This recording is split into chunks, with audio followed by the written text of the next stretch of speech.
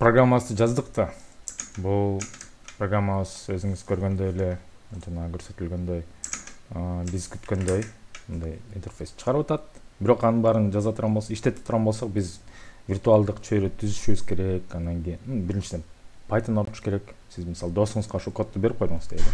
Ал кодду алды компьютерине, бирок аны иштетиш үчүн Python орнотот. Анан кийин виртуалдык чөйрө түзөт. Анан кийин ал программаны иштетиш үчүн терминалдан ушундай команд Python main.py деп жазып анан кийин иштетет да. Бул өтө ыңгайсыз. Алардын баарын түшүндүргөнчө тажап кетесиз, ал киши дагы иштеткиси келбей калат. Ошондуктан биз программаны exe файлга айландырабыз, анан кийин аны иштеткенге берип коебуз да досторубузга, туугандарыбызга, коллега, кесиптештерибизге мисалы.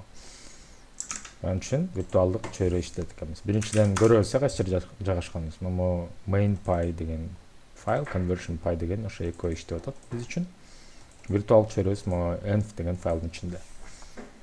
Демек checkit сол жакка караган /env scripts анан activate ак деп жазып туруп тап бассам баарын толтуруп койду өзү. Env иштеди.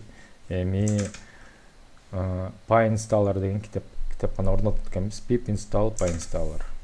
Pip install py-installer орноттук. Мунун баары меники мурун орнотулган, ошон үчүн негизи берде successfully install деп чыгыш керек.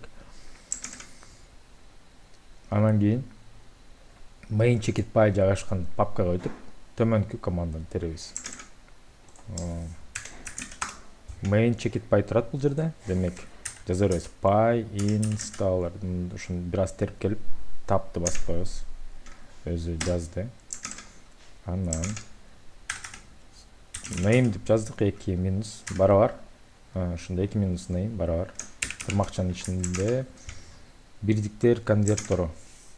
Бирдиктер конвертору деп жаздык.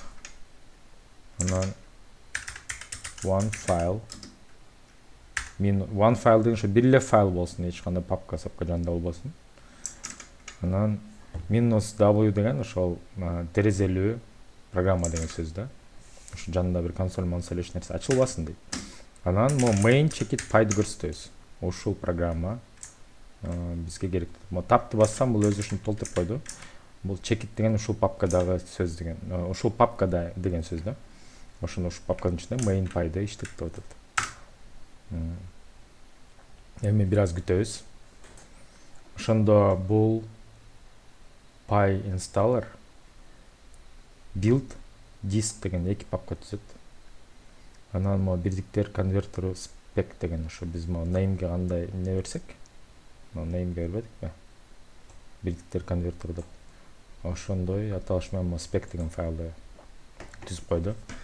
Spec дегенде ошол өзүнө керектүү бир форматта маалымат жазып койду бул жакта. Анан ушул маалыматты алып, ушул жерде болгон параметрлерди алып, анан disk деген папка баардыгын жазып бүткөндөн кийин бирдиктер конвертору checkit exe деп чыгып калат. Бизге бирдиктер конвертору spec керек эмес.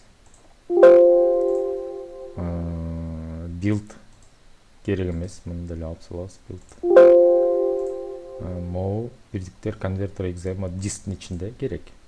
Муну мындай кылалы. Оң кнопканы басып reveal in file explorer дейли. Папкадан ачты. Келиңиздер муну көчүрүп алайын. Эмне үчүн көчүрүп алам, азыр айтып берем. Муну көчүрүп туруп, иш тактама көчүрүп алдым. Бул жерде эмелер бар эмеспи? main.py conversion ушуга байланып калган жокпу деп текшерип атам да. Ошон үчүн иш тактама көчүрүп алдым. Муну иштетип көрөм азыр. Эки жолу бастым. 1 километр канча метр болот деп сурайм. 1000 деди. Жакшы, канча миль болот деп сурайм. 0,621 миль болот дейт. Сонун иштеп атат. абдан жакшы. Демек бул программабыз иштеп атат. Муну башка бир адамдарга берсек болот. Ал компьютерине Python орнотпой эле иштете берсе болот. Ушу менен курсубуз аяктадык.